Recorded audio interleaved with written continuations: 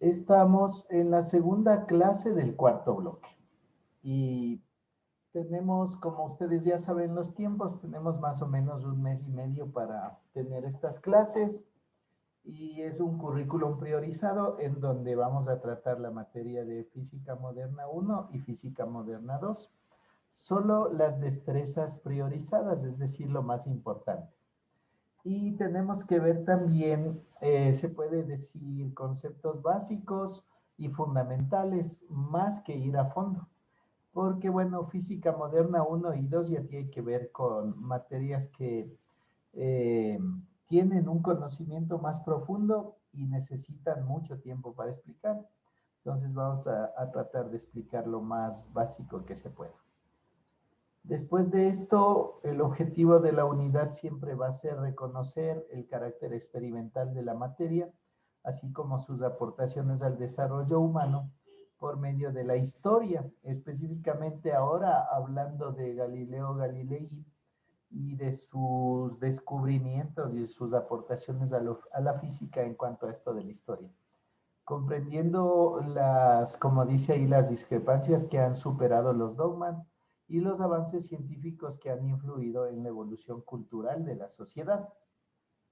Hablando de esto último, de que si estamos estudiando fenómenos naturales, que eso es lo que estudia la física, tal vez hace mucho tiempo nos hubieran quemado, nos hubieran matado por no estar de acuerdo con la religión de ese entonces. Ejemplo, habla acerca de que la ciencia ha superado a los dogmas. Entonces, hace mucho tiempo se pensaba, por ejemplo, que la Tierra era el centro del universo. Y ahora nosotros sabemos que tan solo es una pequeña partícula en el universo. Por decir algunas cosas. De ahí tenemos que el objetivo específico de esta unidad es explicar por el método estándar todas las partículas y fuerzas se describen por medio de campos cuantizados o lo que es la física cuántica y que, como menciona ahí, algunos de esos no tienen masa y también vamos a relacionar la obtención de la masa con el campo de Higgs. Ahí entró la señorita Mejía. Ya. Y hablando un poco de las fechas, estamos en la última semana de abril y tenemos que tener claro que hasta el día de hoy a mediodía dejaban presentar las tareas atrasadas y también el punto de lo que es esa rúbrica de los padres de familia que les otorgan a sus hijos o de los representantes, también solo va a ser hasta el día miércoles, de manera que tienen que hacerles llegar a su tutor para que él a su vez nos haga llegar a nosotros. Hablando de esto, si alguien no tiene esa rúbrica o ese punto, se tomaría solo sobre 9 la calificación. Entonces tienen que preocuparse de eso. Dentro de las destrezas que estamos viendo ya en objeto de la materia, podemos ver que queremos determinar estas partículas elementales del átomo en esta parte específica de lo que es el estudio de la física al nivel de lo más pequeño.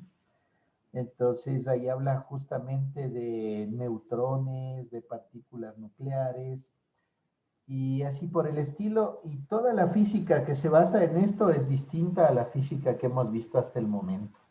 Entonces estamos recién iniciando el estudio y tenemos que ir comprendiendo de a poco en qué se basa este estudio.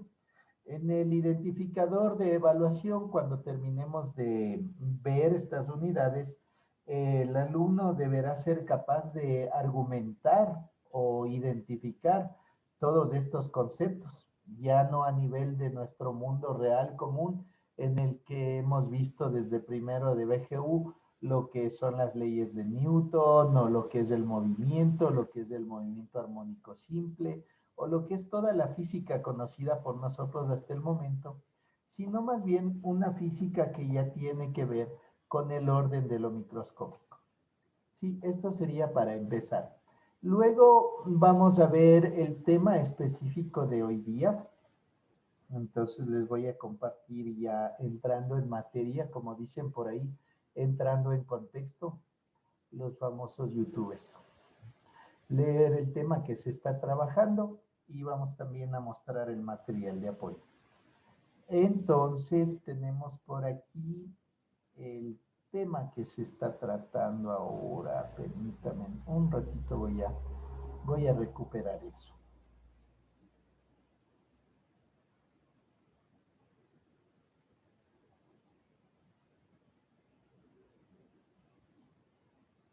Entonces, de acuerdo a esto que podemos ver en este momento, hablamos de que los temas específicos de esta semana son la relatividad en la mecánica clásica, el uno, y el otro tema que por supuesto ya están subidos también al YouTube, al canal del colegio, es realizar el gráfico que se puede observar ahí y también describir la ecuación de transformación de Galileo Galilei.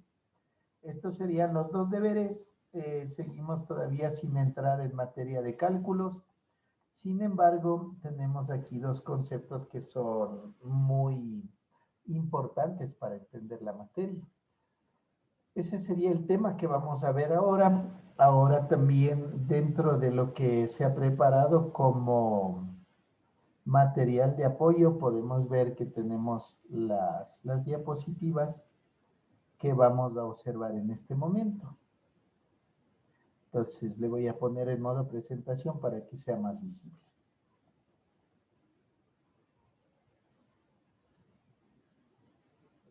Ya, entonces ahí estamos, hablamos de que estamos en el cuarto bloque, que en este cuarto bloque hablamos de Física Moderna 1 y que el día de hoy vamos a tratar básicamente 4 temas: conceptos fundamentales, conceptos básicos y conceptos fáciles.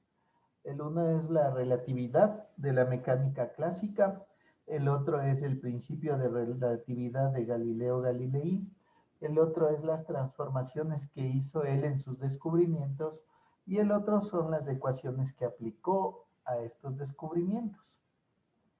Después de esto hablamos de precisamente esta parte inicial, la relatividad de la mecánica clásica. Y habla acerca de que cualquier experimento mecánico realizado en un sistema en reposo se desarrollará exactamente igual a un sistema que se mueva a velocidad constante con relación al primero. Y hablamos de esto, es importante hacer allí se puede decir una comparación.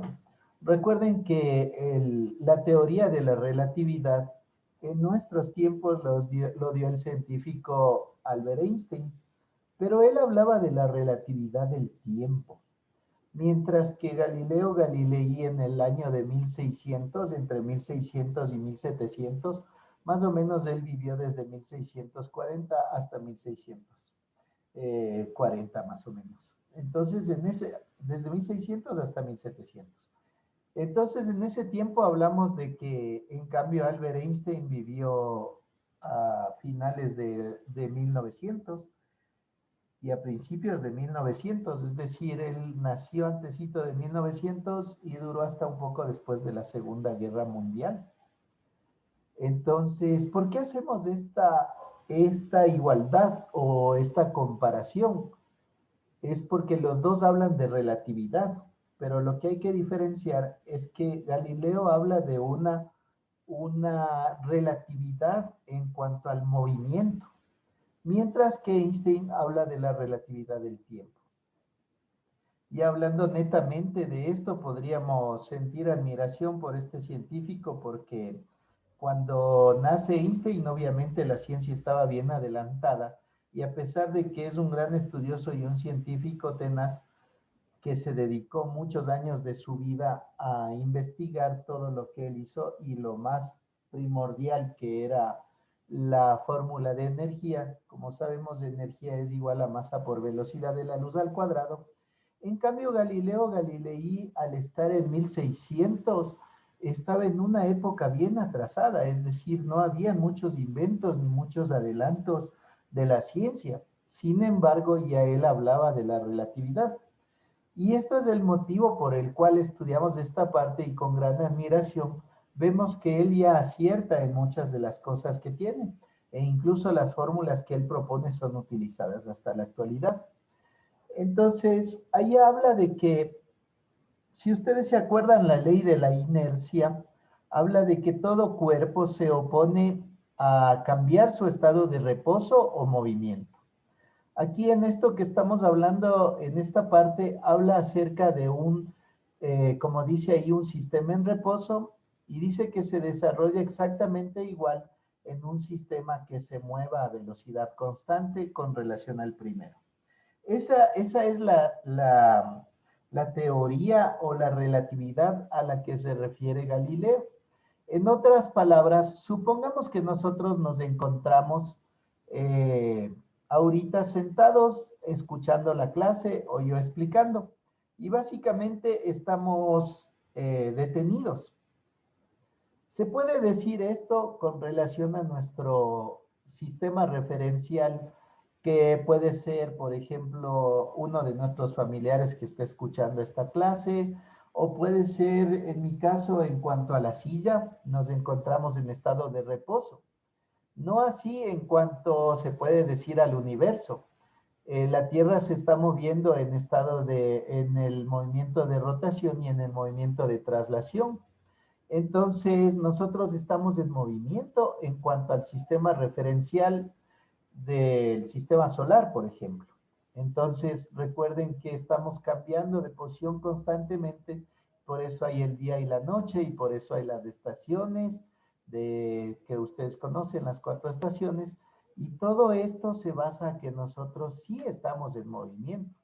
La teoría de la relatividad a la que se refiere Galileo precisamente es esa, que en cuanto a un sistema de referencia podemos estar en reposo y también podemos estar en movimiento en cuanto a otro sistema.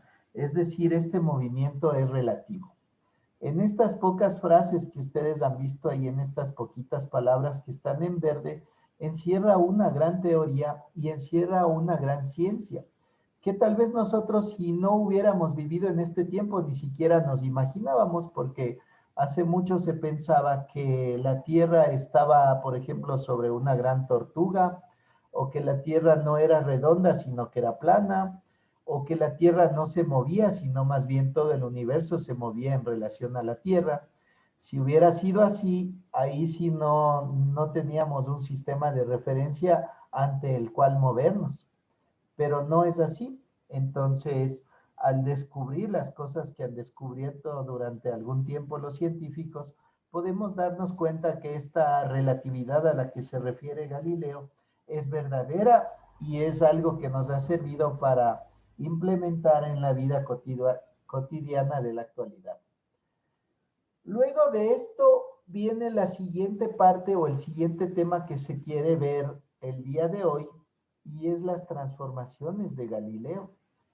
Y en estas transformaciones también tenemos que ver que tienen que mucho con la relatividad. Entonces, aquí habla de un ejemplo o de un experimento. Supongamos que estamos en alguna nave en el universo. En esta nave no hay ventanas. Entonces, como menciona ahí, puede ser que nosotros sepamos cuando salimos de la Tierra, cuando despegamos, sepamos que al llegar a la Luna, o sea, qué trayectoria es, qué velocidad debe haber y todo esto. Pero sin embargo, nos dormimos después de unos días y al levantarnos, como no hay ventanas para ver si estamos avanzando o no avanzando, no sabemos si estamos en estado de reposo o de movimiento. Esta teoría de Galileo Galilei en cuanto a las transformaciones que hace, precisamente inicia ahí su experimento. Es decir, en saber si estamos en reposo o movimiento y cuánto nos faltaría para llegar a donde queremos llegar.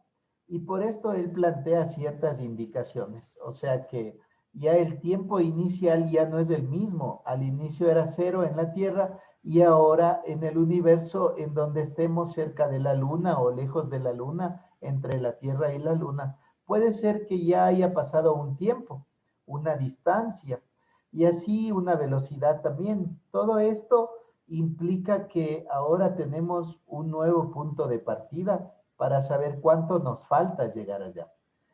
A esto se refiere la teoría y bajo ese principio viene a ver o a decir que sus fórmulas de transformación son basadas en que cuando nosotros estemos en estado de reposo o movimiento, mediante estas fórmulas podemos calcular cómo llegar a nuestro destino sin necesidad de saber en dónde estamos. ¿Sí? Esta es la parte que está aquí y que habla del movimiento rectilíneo uniforme, que es, en otras palabras, el movimiento que va a una misma velocidad, es decir, a una velocidad constante. Esa sería esta parte, a dónde dirigió sus estudios para dar esta teoría y sus respectivas funciones. Luego de esto habla de la ecuación de la transformación, como menciona ahí, de Galileo. Y es sencilla, o sea, todo lo que hemos hablado ahorita se basa solo en lo que pueden ver ahí.